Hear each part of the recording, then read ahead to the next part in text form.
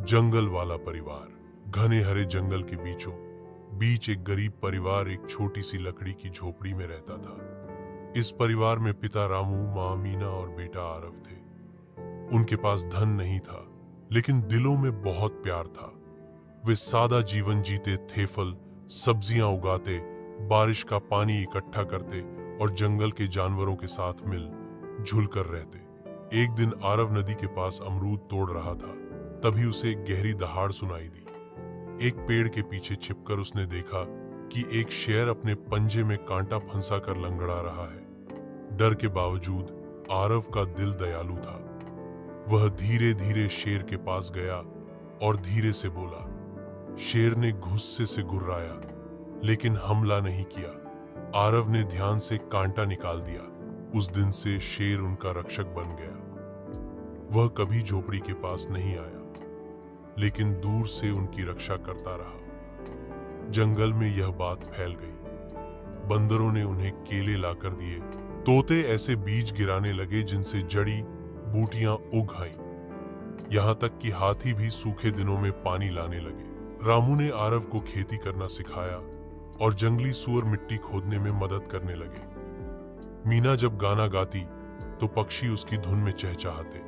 एक तूफानी रात कुछ शिकारी जंगल में घुस आए, लेकिन शेर ने जोर से दहाड़ लगाई और जानवरों की सेना के साथ उन्हें भगा दिया। अगली सुबह सब शांत था।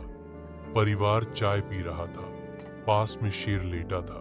धन में गरीब, लेकिन प्यार और प्रकृति में सबसे अमीर यही थी उनकी असली दौलत। आशा की थाली।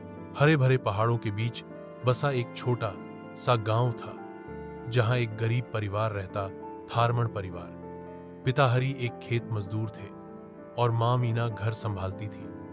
उनके 3 बच्चे थे, जिनके सपने बड़े थे, लेकिन जेबें खाली। हर दिन मीना एक ही चीज बनाती थी, सादा चावल। कभी कभी उसमें नमक भी मुश्किल से होता था, लेकिन वह चावल हमेशा मुस्कुराते हुए परोसती और कहती, इस चावल में प्यार और आशा मिली है। गरीबी के बावजूद यह परिवार एकजुट था।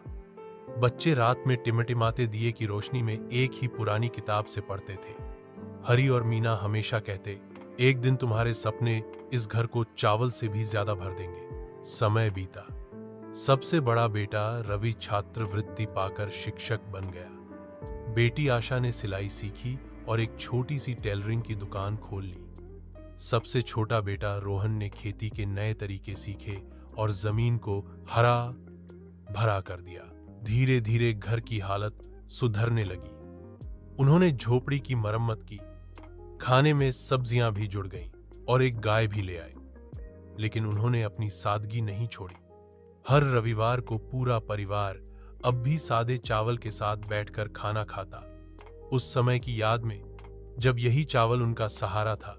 जब लोग उनकी सफलता का राज पूछते तो हरि मुस्कुरा कर कहते, हम पैसों से गरीब थे, पर प्यार, उम्मीद और चावल से अमीर, यही हमारी पूंजी थी।